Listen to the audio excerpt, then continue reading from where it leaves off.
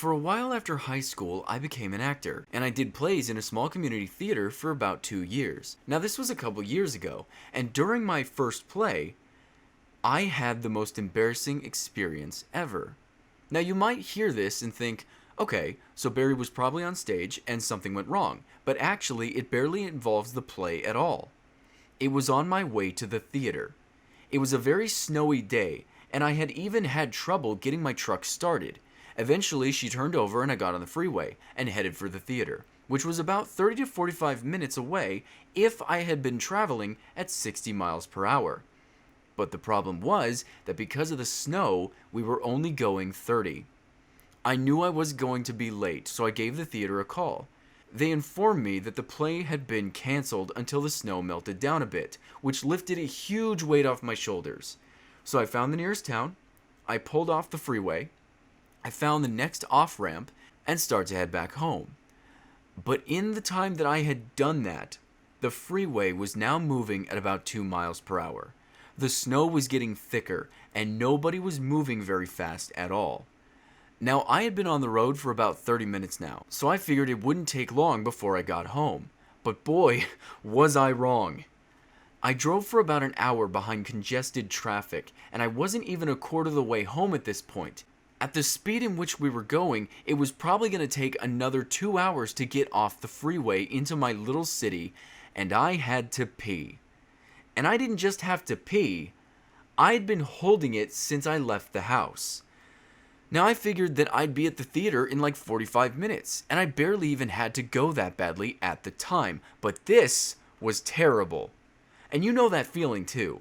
At any time, you're gonna burst. You feel your body struggling to hold it, and it stresses you out. It even makes you angry that you can't control your own body, and I was in pain. I had given up hope. But then, I looked down, and under my passenger side seat lay a vitamin water bottle.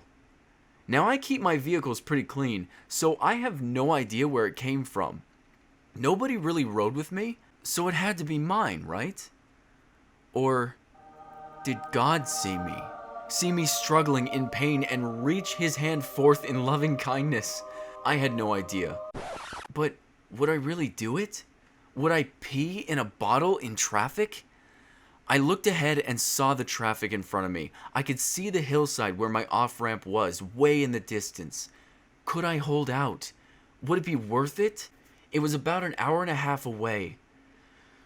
I grabbed the vitamin water bottle with all my might. I screwed off the cap and I drank the remains. I wasn't Barry anymore. I was an animal, in need of relief. I zipped my jeans down and I started going, and instantly, I felt better. A hero to my own body. Until, out of the corner of my eye, I see a big silver Ford 4x4 pull up next to me in the fast lane, which at the time was traveling at about 3 miles per hour. I looked over, and two of the cutest girls I've ever laid eyes on were sitting in the truck. The one in the passenger side seat looks over and sees me, and gets a huge smile on her face. And then what does she do?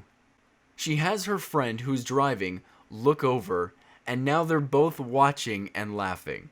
And I'm sure they were laughing because of the shock of it all and not anything else, just in case you were getting any funny ideas. They continue, and I get done. I zip up, and I feel relieved, embarrassed, and unsure. This was the most embarrassing thing that had ever happened to me. But every time I tell the story, it makes people laugh. And I guess I can look back and laugh too.